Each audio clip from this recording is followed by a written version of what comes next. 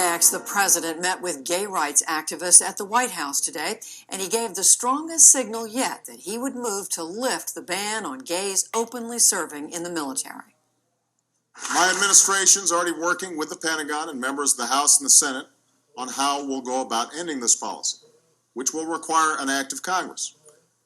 But as Commander-in-Chief, in a time of war, I do have a responsibility to see that this change is administered in a practical way and a way that takes over the long term. That's why I've asked the Secretary of Defense and the Chairman of the Joint Chiefs of Staff to develop a plan for how to thoroughly implement a repeal. For more on the issue of gays in the military, Ray Suarez has this report. Enjoy the White House. Thank you. Today's reception at the White House followed a weekend of demonstrations around the country, marking the 40th anniversary of the beginning of the gay civil rights movement and celebrating Gay Pride Month. Among the marchers in Washington were former members of the U.S. military. They want President Obama to keep a promise he made during the presidential campaign.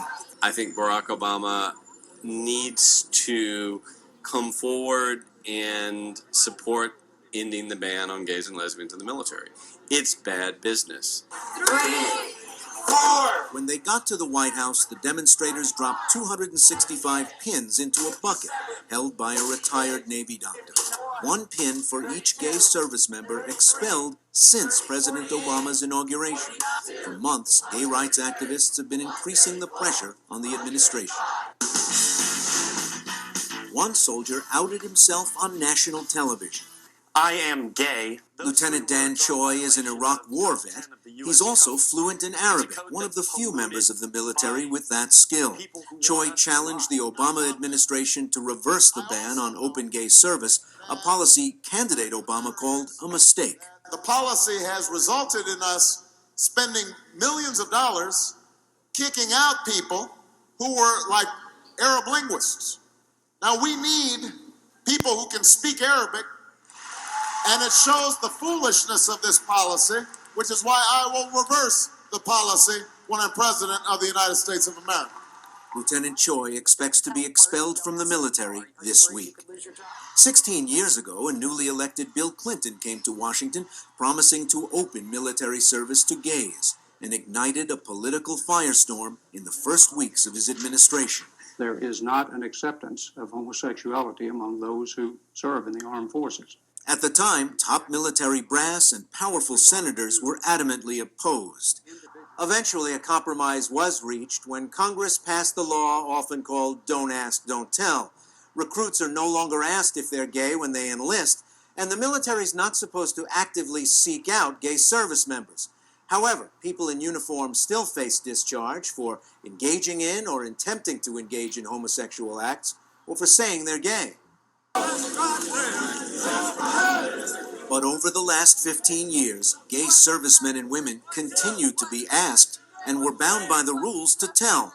Almost 13,000 men and women have been separated from the military under Don't Ask, Don't Tell, including at least 750 with mission-critical jobs, such as translator. One gay service member now facing discharge is Lieutenant Colonel Victor Fehrenbach, a highly experienced and decorated Air Force aviator who flew combat missions in Iraq and Afghanistan. I followed the rules and kept my private life private for more than 18 years.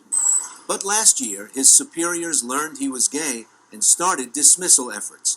Fehrenbach says at first he planned to leave the military quietly, but once he heard Barack Obama during the campaign, decided to hang on. So that gave me a lot of hope that perhaps if I stayed and I delayed my fight, that perhaps the president would step into office and fulfill his promise, and this would all go away and I'd be able to continue to serve. But Fehrenbach has found changing Don't Ask, Don't Tell is a low priority for the Obama administration. I think the president and I feel like we've got a lot on our plates right now, and let's push that one down the road a little bit.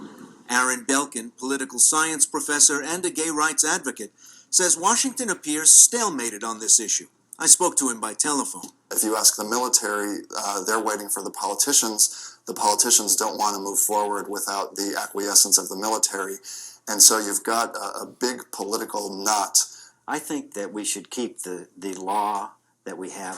Retired Major General Charles Baldwin was a Vietnam-era rescue helicopter pilot. He retired last year after serving as the Air Force's Chief of Chaplains. This is a moral issue, and one of my strong contentions is that to repeal the law would be to show great disrespect for the religious convictions of the great majority of the people in the military. Because Christians, Muslims, Jews have as a basic part of their faith that this is an immoral lifestyle. In March, Baldwin and more than 1,000 retired senior officers sent the president a letter urging him to leave Don't Ask, Don't Tell in place. Our past experience as military leaders, they wrote, leads us to be greatly concerned about the impact of repeal on morale, discipline, unit cohesion, and overall military readiness. The Newshour contacted a number of four-star officers requesting an interview for this story. However, none agreed to speak to us on camera. One general expressed surprise his name was even on the list, since he says he had never agreed to sign the letter, and at least 3 officers listed as signatories are dead. Advocates of keeping the ban on open gay service cite a recent Military Times poll. It asked active duty personnel if they supported repealing Don't Ask, Don't Tell. 58% said no, only 29% said yes. A quarter said they would not or would consider not re-enlisting if the law was repealed.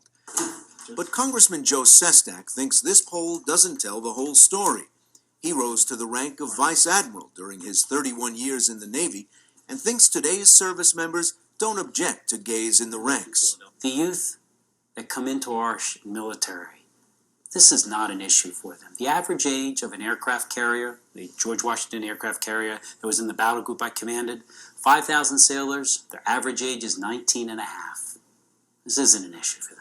Sestak has co-sponsored the Military Readiness Enhancement Act that repeals the current law.